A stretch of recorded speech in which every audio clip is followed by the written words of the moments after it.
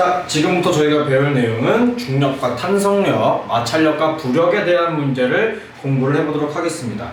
우선 다력이라고 하는 힘이 들어가고 있는 거죠. 그러므로 우리가 지금부터 배우게 될 내용은 바로 힘에 대한 내용을 공부를 하겠다라고 생각을 하시면 되겠습니다. 자, 근데 우리가 지금 배우고 있는 과목은 과학이라고 하는 과목이죠. 즉, 과학에서 얘기하고 있는 힘이라고 하는 것은 아우 힘들어, 오늘 왜 이렇게 힘들지? 라고 얘기하는 그 힘과 좀 다르다라는 것이 굉장히 중요하겠습니다. 자, 과학에서 얘기하고 있는 힘은 물체의 모양이나 운동 상태를 변화시키는 것이 바로 힘이라고 이야기를 할 수가 있어요. 그리고 이 과학에서 얘기하는 힘은 단위가 굉장히 중요하게 되는데, 이 과학에서 얘기하는 힘의 단위는 바로 N이라고 쓰고 읽을 때는 뉴턴이라고 읽게 됩니다. 읽는 방법도 굉장히 중요하니 꼭 기억을 해주세요. 자, 그리고 우리가 알아야 할 것은 모양만 변해도 힘이 작용했다, 운동 상태만 변해도 힘이 작용했다, 그리고 모양과 운동 상태가 전부 다 변해도 힘이 작용했다라고 이야기를 할 수 있는 겁니다. 자, 그 다음 우리가 가장 첫 번째로 배우게 될 힘은 중력이에요. 중력이라고 하는 것은 지구와 같은 천체가 물체를 당기는 힘입니다. 즉, 물체를 당기는 힘이 바로 중력인데, 우리가 앞으로 배우게 될 총 4가지의 힘에서 가장 중요한 것은 방향과 크기가 굉장히 중요합니다. 그러므로 중력도 방향과 크기를 한번 공부를 해볼게요. 자, 중력이 작용하는 방향은 어느 방향이냐? 반드시 전부 다 지구 중심 방향을 향하게 됩니다.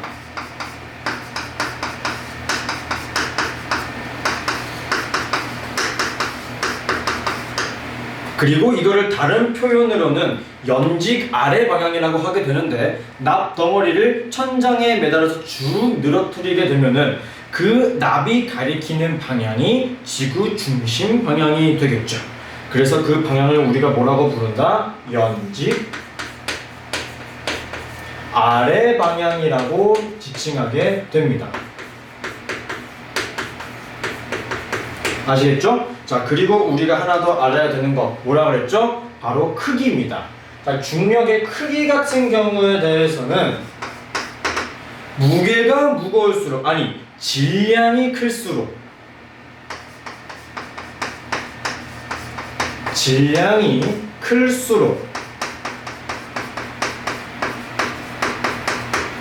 중력의 힘도 커지게 되고요. 또한 지구 중심과 가까울수록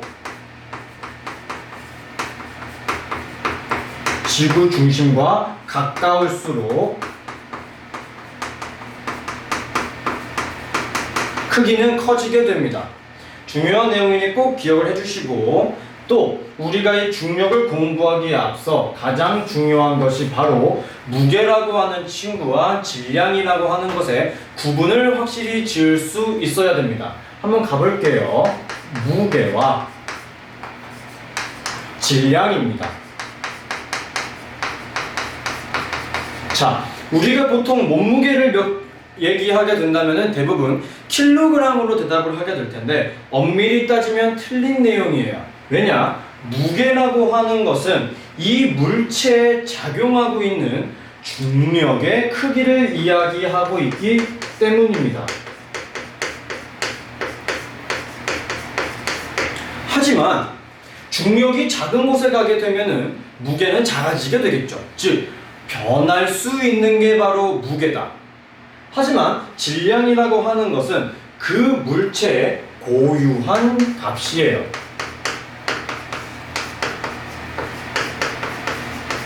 즉, 질량이라고 하는 것은 중력이 강한 곳에 가도 중력이 약한 곳에 가도 똑같이 일정하게 변하지 않는다는 게 굉장히 중요합니다. 그 내용도 써주시면 좋겠네요. 무게는 변한다.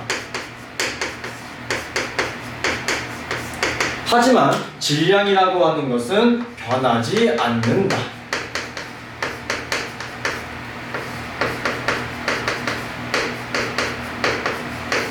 자, 그리고 무게라고 하는 것은 중력의 크기라고 얘기했어요. 자, 그러면 우리가 중력을 똑같이 생각을 했을 때 중력도 힘의 크기죠. 힘의 하나의 종류죠.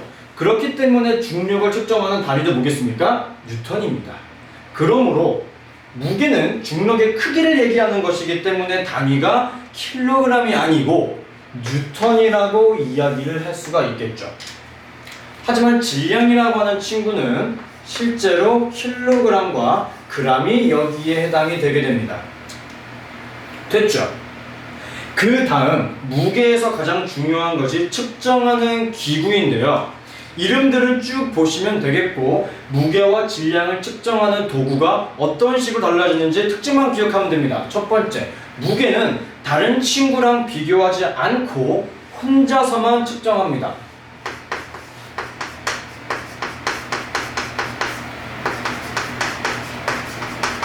즉 용수철 저울이라든지 그냥 안진뱅이 절, 우리가 그냥 물체 올리면 눈금 돌아가는 거 있죠? 그걸 측정을 할 거고, 질량이라고 하는 것은 다른 친구랑 비교를 해요.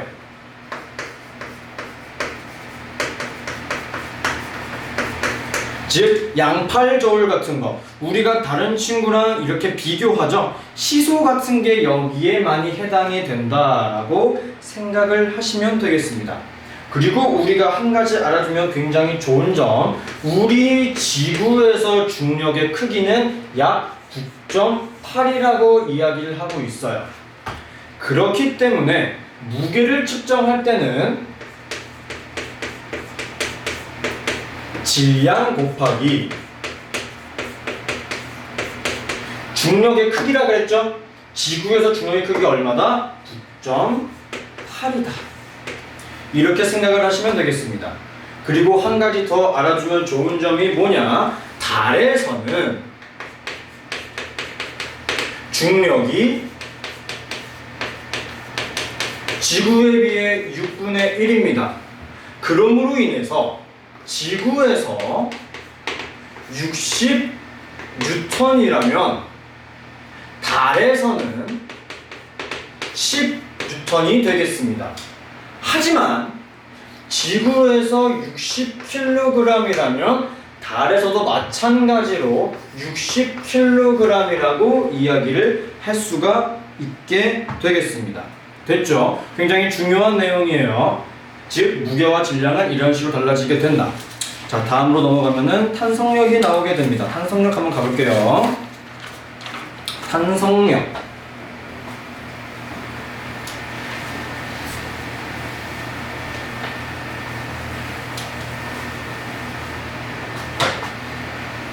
자, 세 번째라고 하겠습니다. 탄성력.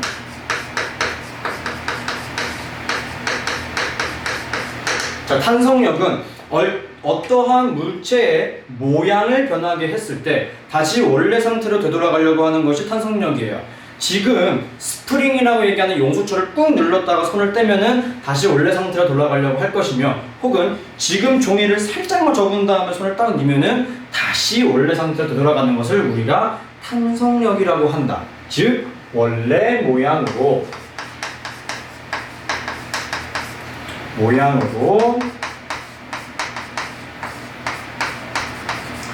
돌아가려는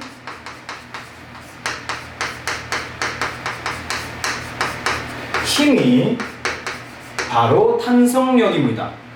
아까 말씀드렸다시피 모든 힘에는 방향과 크기가 굉장히 중요해요.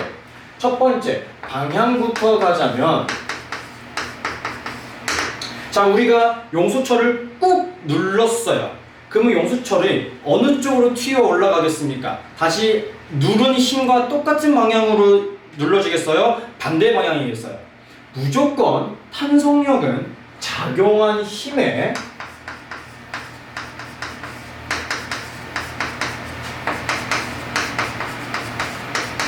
반대 방향으로 작용을 하게 됩니다. 자, 그러면 크기는 어떻게 되겠습니까?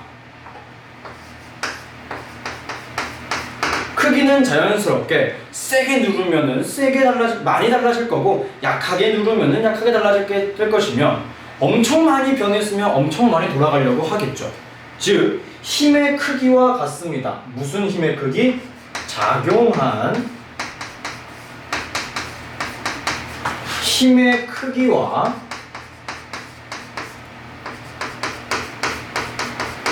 같습니다. 아시겠죠? 그리고 우리가 용수철을 이용할 때 가장 중요한 특징이 뭐냐면은 세 번째, 탄성력을 가장 잘 이용하고 있는 게 바로 용수철이죠. 이 용수철이라고 하는 친구는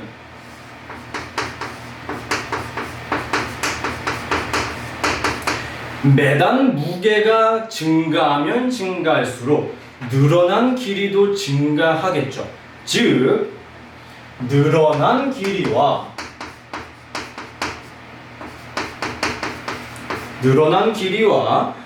물체의 무게는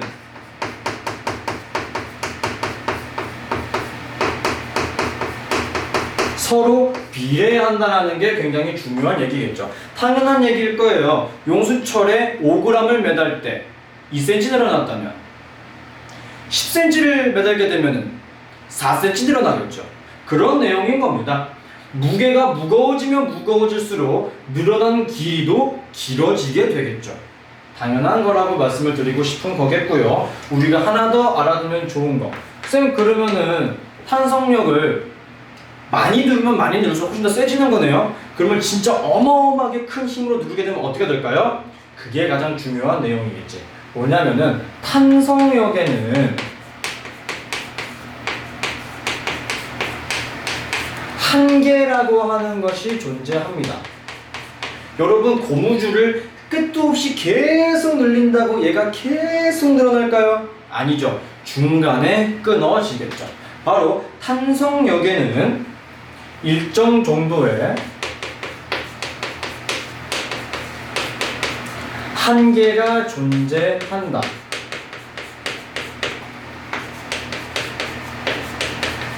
이것도 알아두시면 굉장히 좋겠습니다. 그리고 밑에 나와 있는 O2 기준으로 밑에 나와 있는 그래프 문제가 결국 똑같은 거겠죠. 여기서 말씀드리고 싶은 것도 뭐냐면은 결국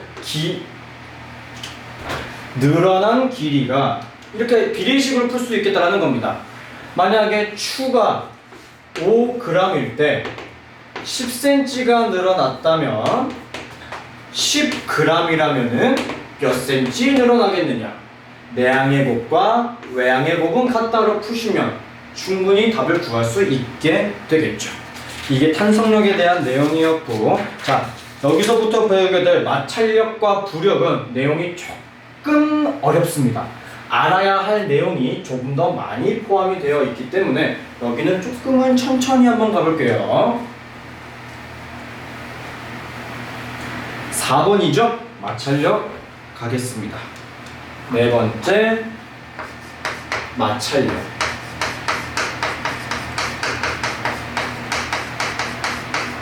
자, 마찰력은 하나 기억하시면 됩니다. 물체와 접촉면 사이에 운동을 방해한다. 뭐라고요? 물체와 접촉면 사이에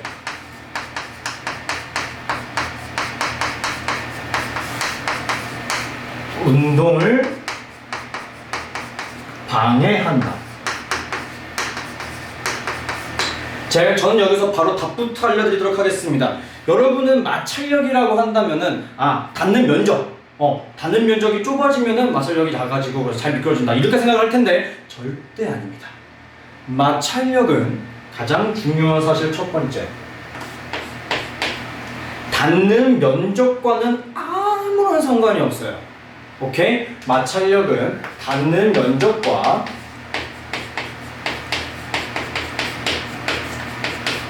상관이 없다.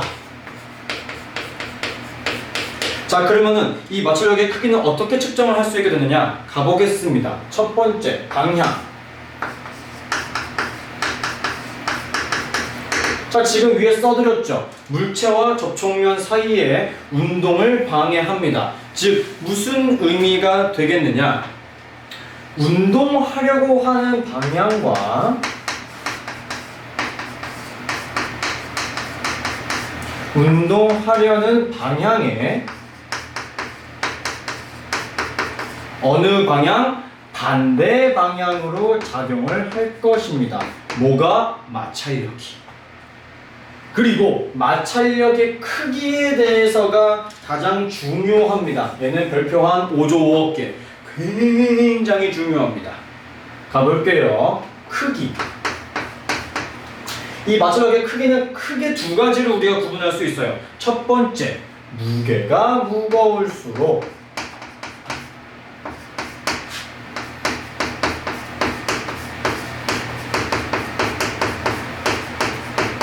어떻게 된다? 마찰력도 커지게 됩니다. 오케이? 여러분 생각을 해볼게요. 축구공이 떼글떼글 굴러오는 걸 막는 게 쉬울까? 핸들이 고장난 8톤 트럭을 우리가 막는 게 쉬울까요? 아무래도 축구공을 막는 게 조금 더 쉽겠죠. 그 이유가 바로 이 마찰력과도 관련이 있다라고 생각을 할 수가 있겠습니다. 그리고 두 번째, 가장 중요한 거, 닿는 면적과는 아무런 상관이 없지만 가장 중요한 것이 이거예요. 접촉면과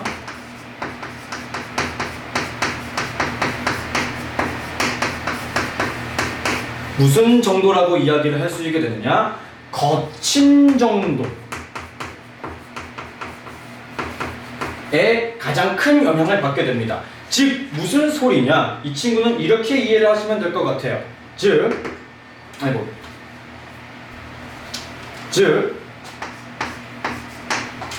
매끈매끈한 유리면과 굉장히 거칠거칠한 사포면과 비교했을 때는 사포면에서 작용하는 마찰력의 크기가 훨씬 더 세다. 즉 거친 정도가 크면 클수록 마찰력도 커지게 되는 것이다. 이렇게 얘기를 할 수 있을 것 같아요. 자, 그러면은 마찰력이 커진다라고 생각하는 것과 마찰력이 작아진다라고 얘기하는 것을 한번 비교를 해보도록 하겠습니다.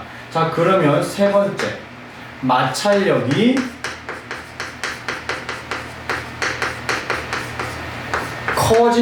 커지게 해야 되는 것과 마찰력이 작아야지 좋은 점, 두 가지를 비교 분석해보자면 마찰력을 크게 해야 되는 것은 잘 미끄러지지 않아야 한다라고 생각하시면 될 것 같아요. 미끄러지지 않는다. 축구화 생각하시면 되겠죠. 혹은 계단 칸칸에 사포처럼 까칠까칠한 게 달려있죠. 미끄러지지 말라고. 그게 마찰력을 크게 해주는 거라고 생각을 하시면 되겠습니다. 그럼 반대로 마찰력을 작게 만들어야 되는 것은 뭐다? 미끄러져야 한다.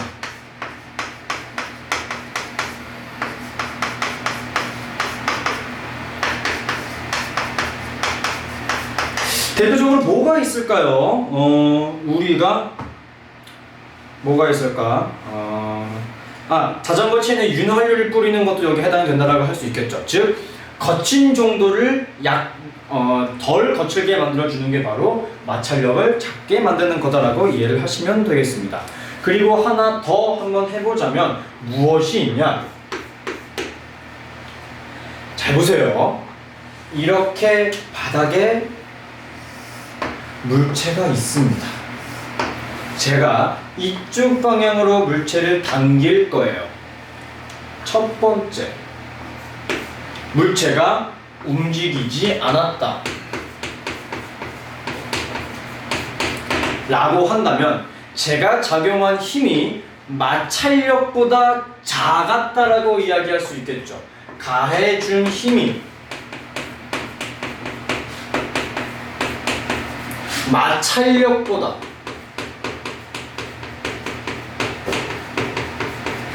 작았다.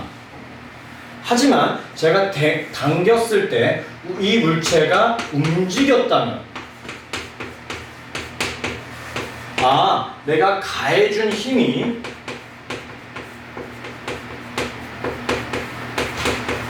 마찰력을 이겼다라고 이야기할 수 있겠죠.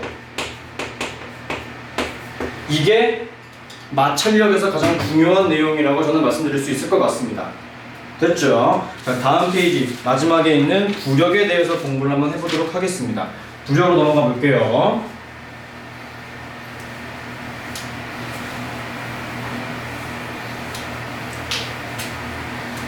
마지막 5번입니다. 부력.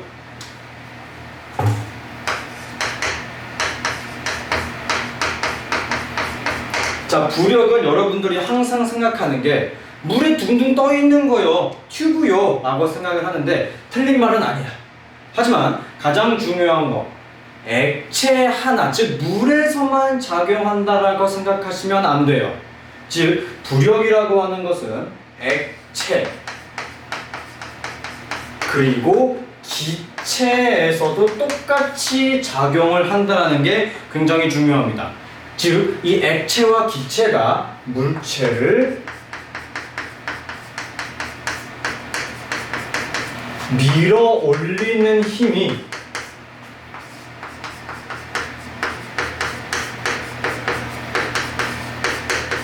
바로 부력이라고 이야기를 할 수 있겠습니다. 자, 부력의 마찬가지로 방향으로 한번 가보겠습니다. 자, 부력의 방향은 대부분이 다 위쪽 방향인데, 위쪽 방향이라고 한다면 어디를 얘기를 하면 되겠냐? 바로 중력의 반대 방향이라고 생각하시면 될 것 같아요. 중력과 반대 방향.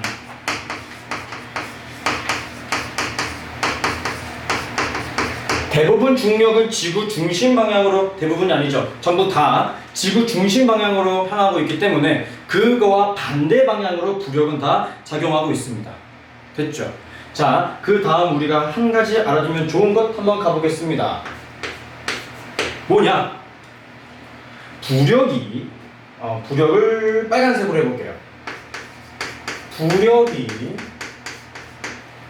중력보다 크다면 특정 이 물체는 떠오릅니다.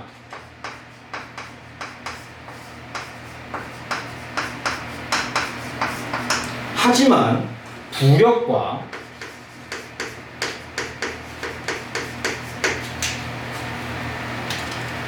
중력이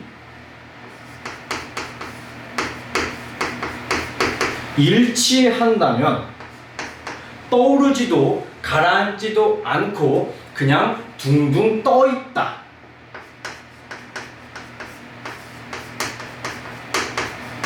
라고 생각을 하시면 될 것 같고요. 만약에 부력보다 중력이 훨씬 더 크다면 이 물체는 어떻게 되느냐? 가라앉게 됩니다.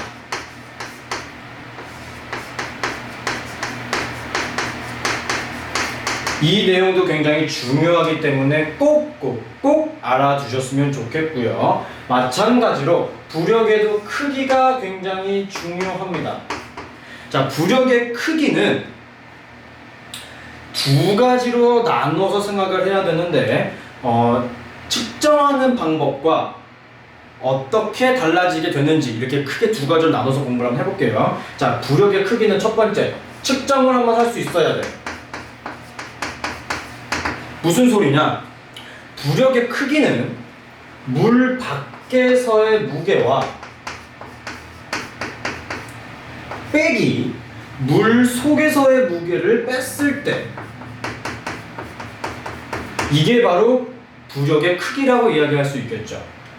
오케이? 즉, 이 액체라든지 혹은 이 기체가 얼마만큼 물체를 밀어낼 수 있는 힘을 가지고 있는지는 이런 식으로 측정하게 되면 가능하다라고 이야기를 할 수 있는 겁니다.